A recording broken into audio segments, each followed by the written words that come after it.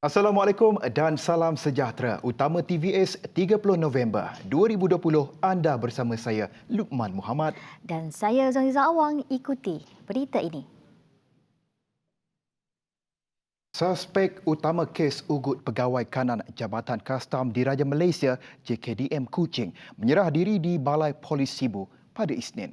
Mengesahkan perkara itu, Pesuruhjaya Polis Sarawak, Datuk Aidi Ismail berkata, suspek hadir ke Balai Polis Sungai Merah, Sibu sekitar jam 9.10 pagi. Katanya suspek berusia 35 tahun itu ditahan reman dan akan dibawa ke Kuching untuk membantu siasatan di bawah Seksyen 507 Kanun Keseksaan. Untuk pengalaman, suspek yang keempat telah kita tahan pagi tadi pada pukul 9.10 pagi di Sibu, dan dia akan ditahan riman dan dibawa ke Kuching lah untuk disiasat di bawah Seksyen 507 KK.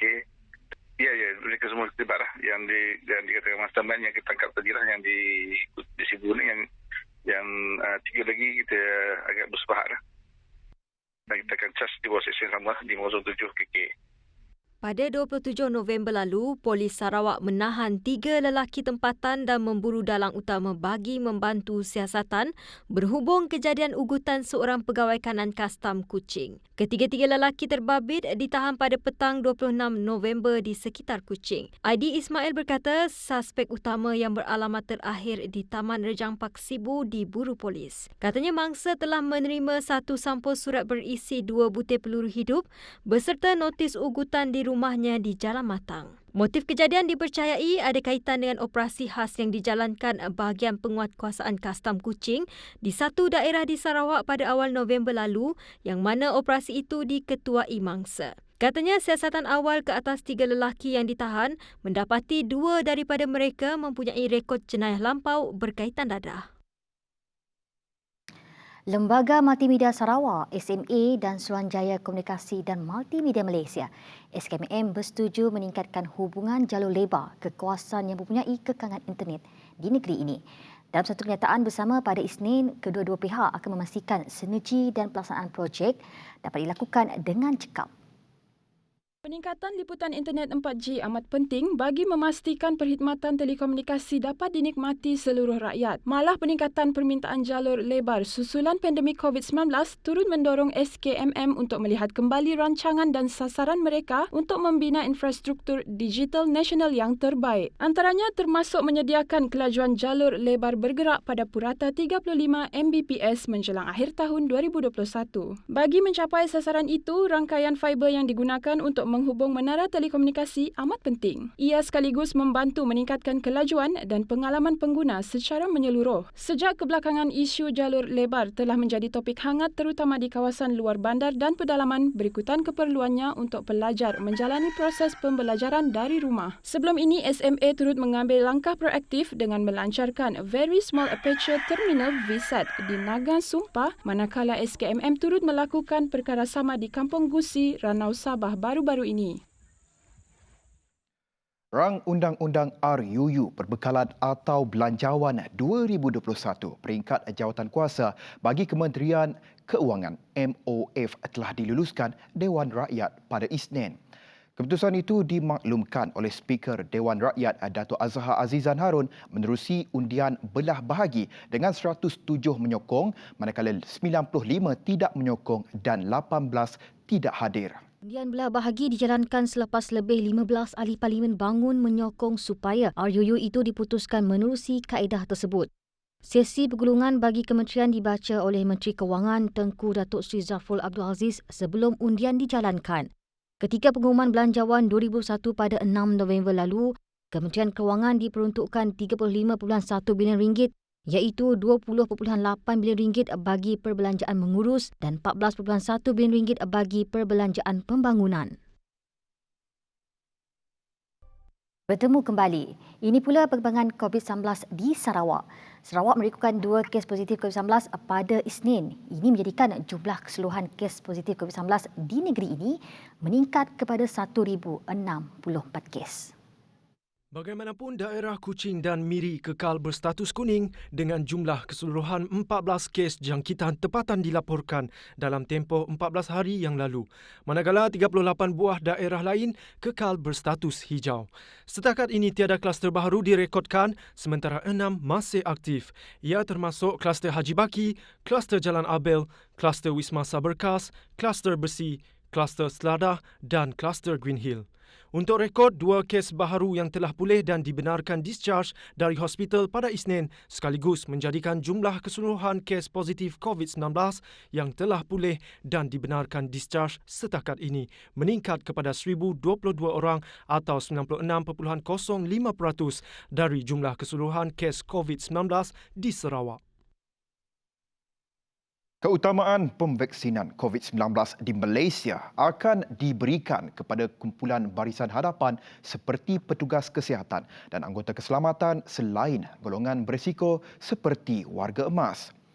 Timbalan Menteri Sains, Teknologi dan Inovasi Ahmad Amzad Hashim berkata, ini kerana orang tua sangat berisiko dijangkiti dan lebih mudah mengalami gejala seperti demam, batuk dan kegagalan pernafasan. Bagaimanapun, kanak-kanak dan remaja berusia 18 tahun ke bawah serta individu yang mempunyai masalah sistem imun tidak akan diberikan vaksin COVID-19. Ujarnya, dua kumpulan itu sebaliknya akan terlindung daripada wabak COVID-19 menerusi imuniti kelompok.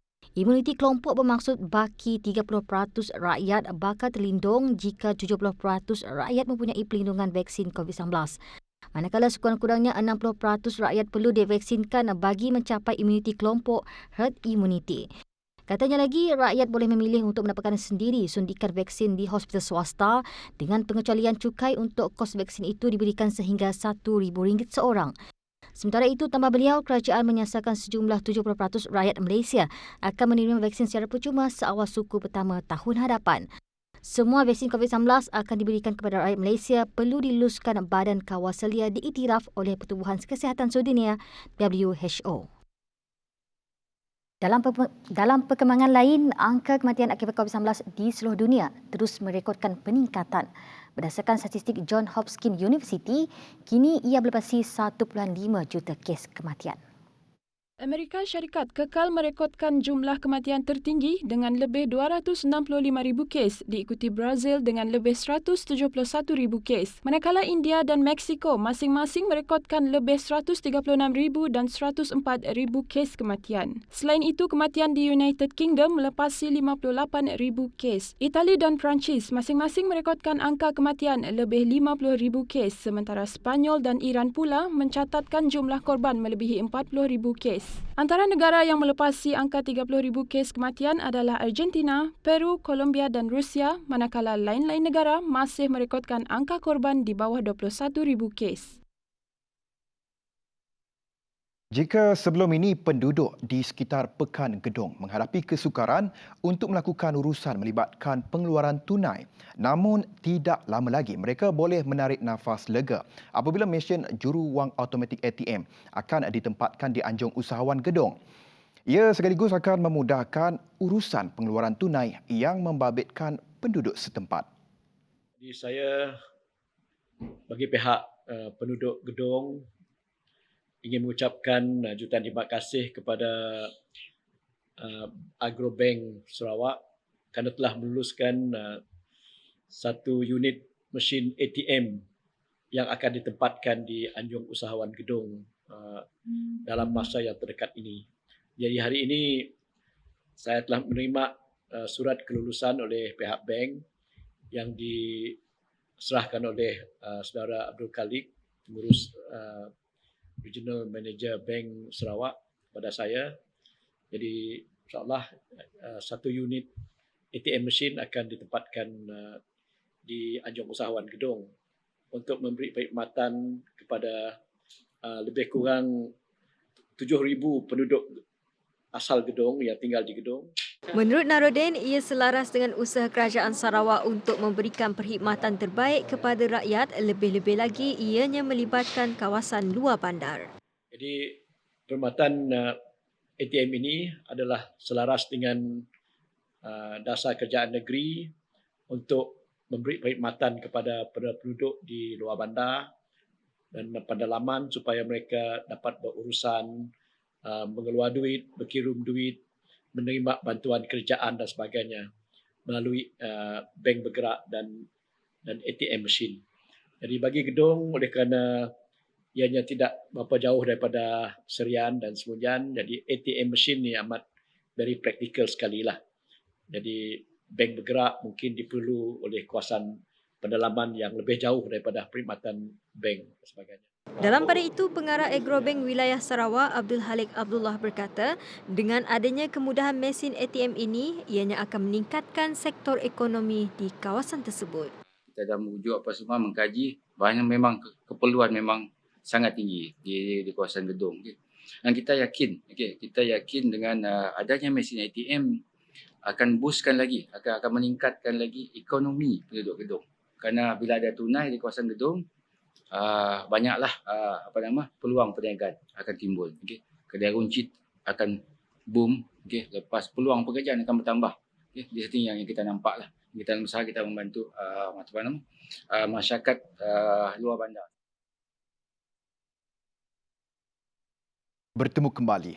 Polis Sarawak menerusi Jabatan Siasatan Jenayah Narkotik akan terus memantau kegiatan pengedaran ketum di negeri ini.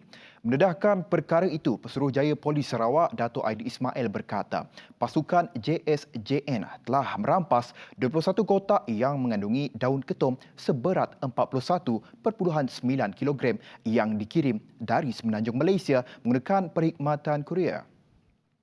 Menurut beliau, dalam tempoh seminggu pemantauan dibuat di pejabat pos tersebut, tiada siapa yang datang menuntut bungkusan kotak berkenaan. Daun ketum tersebut dikirim dari Semenanjung Malaysia dengan menggunakan nama dan alamat yang tidak wujud atau palsu. Tambahnya, ia merupakan insiden pertama berlaku yang dapat dikesan di Sarawak. Setakat ini masih lagi dalam kita kawal. Kita dapati tidak ada terkesan lah, pokok ketum di tanah di Sarawak. Walaupun kita masih lagi mengajarkan sekali-sekala supaya benda ni tak berlaku lah. Jadi dari segi kemasukan tu memang boleh katakan is the first insiden lah yang kita dapat kesan. Jadi melalui ini kita boleh bagi katakanlah masih lagi dalam kawalan. Jumlahnya tak banyak dari segi berbanding dengan dadah-dadah yang lain lah. Sementara itu, tangkapan juga telah dibuat pada Ogos lalu membabitkan 2 lelaki tempatan di kawasan Matang kerana memiliki 10 botol air ketum. Kementerian Belia dan Sukan Sarawak terus menyokong penggunaan sukan di negeri ini dalam usaha Sarawak untuk melahirkan lebih ramai atlet berbakat dan kompetitif. Dengan penubuhan pusat latihan dan pertandingan wushu di Petajaya, ia disifatkan mampu menjadi platform terbaik bagi merealisasikan hasrat itu, terutama melahirkan atlet bertaraf antarabangsa. Menterinya Dato' Abdul Karim Rahman Hamzah berkata, projek pembangunan pusat itu dijangka bermula pada awal tahun 2021. They have been waiting for this for quite a long time, and I'm very happy to see that finally it's taking off. The State Cabinet or MNKN has already approved the site as well as the cost. The ceiling is 13.2 million. The construction roughly will be starting early next year. I think by February we will start the construction, and then most likely it will be 18 months. 15 months. 15 months it will be completed. Beliau berkata demikian kepada media semasa mengadakan lawatan dan pemeriksaan ke tapak pusat latihan dan pertandingan wushu berdekatan Stadium Petrajaya pada Isnin. Menurut Abdul Karim lagi, acara wushu telah banyak menyumbang kepada kejayaan sukan di Sarawak dan ia katanya sebagai tanda penghargaan yang tepat untuk membangunkan pusat wushu di negeri ini. Tambah beliau lagi, pusat berkenaan juga akan dilengkapi dengan fasiliti moden dan terkini.